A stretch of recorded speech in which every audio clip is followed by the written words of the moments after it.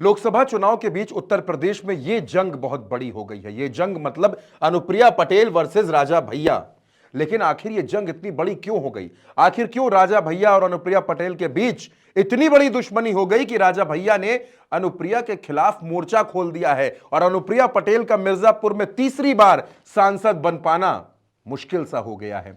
आखिर वो कौन सी वजह है जिसकी वजह से राजा भैया नाराज हैं और राजा भैया इतने ज्यादा नाराज हो गए हैं कि सिर्फ मिर्जापुर नहीं, प्रतापगढ़ में, सुल्तानपुर में, मछली शहर में, जौनपुर में, इन तमाम सीटों पर राजा भैया और उनकी पार्टी भारतीय जनता पार्टी की नींदें उड़ा चुकी है। लेकिन आखिर अनुप्रिया पटेल को क्या जरूरत पड़ गई कि उनको कौशाम्बी में राजा भैया के खिलाफ बयान देना पड़ा? यही बात तो राजा भैया पूछ रहे हैं कि जब कौशाम्बी और प्रतापगढ़ में हमारा कोई प्रत्याशी नहीं है तो बीजेपी की सहयोगी अनुप्रिया पटेल को हम पर हमला बोलने की या इस तरीके की टिप्पणी करने की क्या जरूरत थी? आखिर राजा भैया को अनुप्रिया पटेल ने अपने निशाने पर क्यों लिया? क्या अनुप्रिया पटेल को ऐसा कहने के लिए कहा गया था?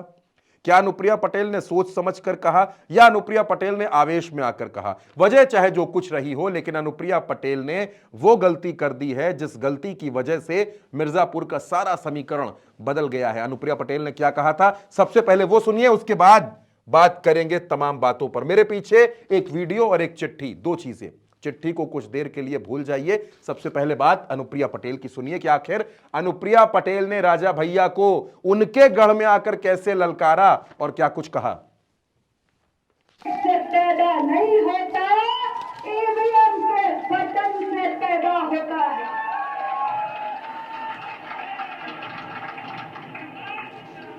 तो ऐसे स्वघोषित राजाओं को जिन्हें लगता है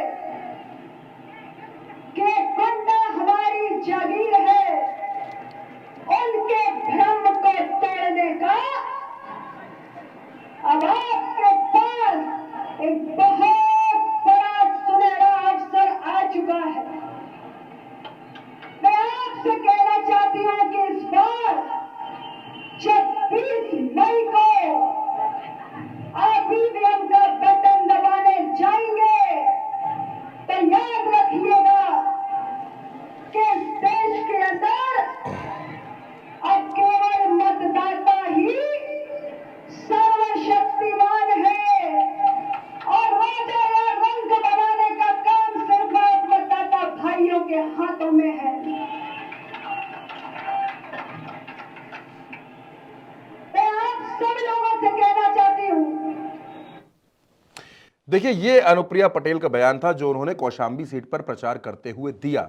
लेकिन फिर सवाल घूमकर वहीं खड़ा होता है कि आखिर अनुप्रिया पटेल को ऐसा कहने की जरूरत क्या थी? वो राजा भैया जो प्रतापगढ़ और कौशाम्बी में अपने समर्थकों को पहले न्यूट्रल कर चुके थे। अनुप्रिया पटेल के बयान के बाद कौशाम्बी के सारे समीकरण बदल गए। राजा भैया के कुछ शब्द ही कौशाम्बी और प्रतापगढ़ के समीकरणों को बदलने के लिए काफी होते हैं। लेकिन समीकरण सबसे ज्यादा कहां बदला? राजनीतिक परिस्थितियां कहां बदली? राजा भैया ने मिर्जापुर में बड़े बड़े समीकरण बदल दिए हैं। मिर्जापुर वो सीट जहां 1,25,000 लगभग ठाकुर मतदाता हैं और चिट्ठी क्या जारी होती है, वो चिट्ठी भी मैं आपको बताऊंगा, पूरी चिट्ठी पढ़ करके सुनाऊंगा। आप चिट्ठी को सबसे पहले देखिए। ये वो चिट्ठी है जो राजा भैया की पार्टी की तरफ से जारी हुई है। सबसे ऊपर क्या लिखा है? राजा भैया जिंदाबाद, अक्षय प्रताप सिंह जिंदाबाद, विनोद सरोज जी जिंदाबाद, जनसत्ता दल लोकतांत्रिक मिर्जापुर कार्यालय अटल चौराहा विंध्याचल मिर्जापुर, जिलाध्यक्ष है संजू मिश्रा। लिखा हुआ है यहां पर, आप देख सकते हैं संजू मिश्रा जी का नाम लिखा है यहां पर कि संजू मिश्रा पार्टी के जिलाध्यक्ष हैं। और लिखा है, ये जो लेटर जारी हुआ है 22 मई 2024 का ये लेटर है। इस पर यह तारीख है और चुनाव कब है मिर्जापुर में। मिर्जापुर में इलेक्शन कब होना है? मिर्जापुर में इलेक्शन होना है 7वें यानी कि आखिरी चरण में होना है। और अब मिर्जापुर की सीट पर क्या कुछ चल रहा है, किस तरीके से अनुप्रिया पटेल के सामने परेशानियां आ रही हैं। माननीय राष्ट्रीय अध्यक्ष जनसत्ता दल लोकतांत्रिक के निर्देशानुसार, अध्यक्ष कौन है जनसत्ता दल का? रघुराज प्रताप सिंह राजा भैया के निर्देशानुसार मिर्जापुर में जनसत्ता दल लोकतांत्रिक का समर्थन समाजवादी पार्टी के प्रत्याशी रमेश बिंद को दिया जा रहा है, जिससे पार्टी के मूल पदाधिकारियों की उपस्थिति रही। आगामी दिनों में पार्टी समाजवादी पार्टी को प्रचार भी करेगी। जिलाध्यक्ष संजय मिश्रा, ये संजय मिश्रा की चिट्ठी लिखी हुई है उनके इस पत्र पर, आप देखिए, और पीछे राजा भैया की एक तस्वीर ट्रांसपेरेंट से आपको इस चिट्ठी पर नजर आ रही होगी। लेकिन क्या सिर्फ लेटर है? क्या ये लेटर समाजवादी पार्टी को सौंपा गया? वो भी हम आपको दिखाते हैं कि लेटर सौंपा गया या लेटर नहीं सौंपा गया, उस पर भी हम बात करेंगे। एक वीडियो हम आपको दिखा रहे हैं, ये वीडियो मिर्जापुर का है और आप इस वीडियो को देखिए भी और सुनिए भी। राजा भैया जिंदाबाद, अखिलेश यादव जिंदाबाद, अखिलेश यादव जिंदाबाद, जनता दल लोकतांत्रिक पार्टी जिंदाबाद, समाजवादी पार्टी जिंदाबाद, संजू मिश्रा जिंदाबाद, देवी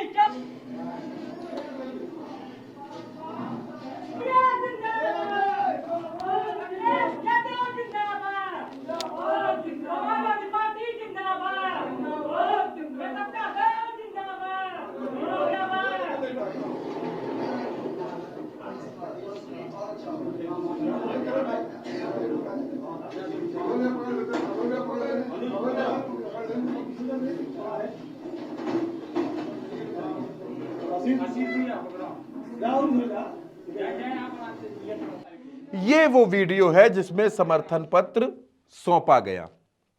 संजय मिश्रा, जिनका मैंने आपसे जिक्र किया, जनसत्ता दल के ये जिलाध्यक्ष हैं संजय मिश्रा, और ये अपना समर्थन पत्र लेकर पहुंचे समाजवादी पार्टी के कार्यालय में और इन्होंने अपना समर्थन पत्र सौंप दिया। वहां पर इस पार्टी को सौंपा, समाजवादी पार्टी को अपना समर्थन पत्र दे दिया। समर्थन पत्र देते हुए भी ये वीडियो है, आप देख सकते हैं।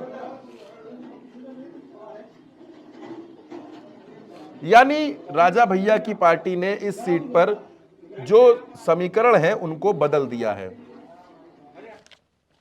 और अब हम आपसे वो बात करेंगे जो राजा भैया का असर है। प्रतापगढ़ में अखिलेश यादव ने जब रैली की तो प्रतापगढ़ की रैली में जनसत्ता दल की पार्टी के तमाम नेता उपस्थित थे। नारे लग रहे थे, अखिलेश यादव जिंदाबाद, जनसत्ता दल जिंदाबाद। और उसके बाद अखिलेश यादव ने क्या कुछ कहा वो भी सुन लीजिए। उसके बाद हम तमाम समीकरणों पर भी बात करेंगे। ये अखिलेश यादव का प्रतापगढ़ की रैली में दिया हुआ स्टेटमेंट है। आपको चारों तरफ से समर्थन मिल रहा है कि नहीं मिल रहा है? बताओ, कांग्रेस का समर्थन मिल गया कि नहीं मिल गया? अपनी आप पार्टी का समर्थन है कि नहीं है? और जो लोग थोड़ा बहुत नाराज रहते थे आजकल वो भी साथ आ गए कि नहीं आ गए? बताओ, आपकी सब तरफ से मदद हो रही है कि नहीं हो रही? और जो बीजेपी वाले सांसद हैं वो रो रहे हैं कि नहीं रो रहे हैं? वो रो इसलिए रहे हैं कि इस बार प्रतापगढ़ से वो लाखों वोटों से हार के जा रहे हैं। और अभी ये प्रतापगढ़ की रैली में दिया हुआ अखिलेश यादव का भाषण और उस भाषण का हिस्सा जिसमें उन्होंने अप्रत्यक्ष रूप से राजा भैया को धन्यवाद दिया। अखिलेश यादव का यह कहना बहुत महत्वपूर्ण बन जाता है, वो भी तब जब 25 मई को प्रतापगढ़ मतदान करने जा रहा है। लेकिन राजा भैया का जो असर है उसको अगर आप समझें, अनुप्रिया और राजा की लड़ाई में क्या कुछ बीजेपी के लिए टेंशन बढ़ाने वाला हो गया है। मिर्जापुर, सुल्तानपुर, जौनपुर, घोसी, प्रतापगढ़, मछली शहर, ये वो सीटें हैं जहां राजा भैया का बड़ा असर है। ये वो सीटें हैं जहां राजा भैया चुनाव को प्रभावित करने की दमखम रखते हैं। कैसे रखते हैं? मिर्जापुर की सीट पर हमने आपको बताया तकरीबन 1,25,000 ठाकुर मतदाता है। इसके अलावा कुर्मी वोटर्स भी ठीक ठाक संख्या में है। राजा भैया की पार्टी में प्रतापगढ़ में जो जिला पंचायत अध्यक्ष का चुनाव हुआ उसमें कुर्मी प्रत्याशी को चुनाव में जीत दिलाई। और प्रतापगढ़ और मिर्जापुर की दूरी बहुत ज्यादा नहीं है, लगभग सटे सटे जनपद हैं, तो यहां राजा भैया का ठीक ठाक असर है। सुल्तानपुर में आप जान रहे हैं सोनू सिंह, मोनू सिंह समाजवादी पार्टी में आ चुके हैं, राजा भैया के करीबी लोग हैं। जौनपुर में धनंजय सिंह एक फैक्टर है, लेकिन धनंजय सिंह के आने से भी भारतीय जनता पार्टी को कोई बहुत लाभ होता वहां पर नजर नहीं आ रहा है। वहां पर राजा भैया भी इसलिए फैक्टर है क्योंकि 2 लाख ठाकुर वहां पर भी है और जौनपुर और प्रतापगढ़ के बीच रिश्ते पहले से मधुर रहे हैं। वहां की जो छोटी जातियां हैं वो तमाम राजा भैया को अपना नेता मानती हैं और राजा भैया का जौनपुर में असर है। घोसी की सीट पर भी ठाकुर मतदाता है। प्रतापगढ़ राजा भैया का गृह जनपद है, इस नाते भी वहां पर राजा भैया का मजबूत असर है प्रतापगढ़ की सीट पर। तो और उसके बाद एक सीट आती है जौनपुर से सटी मछली शहर, वहां भी राजा भैया का मजबूत असर देखने को मिलता है। यानी इन तमाम 6 सीटों पर जिसमें छठे और 7वें चरण में मतदान होना है, वहां राजा भैया बीजेपी की टेंशन बन गए हैं। और वजह कौन है? वजह अनुप्रिया पटेल।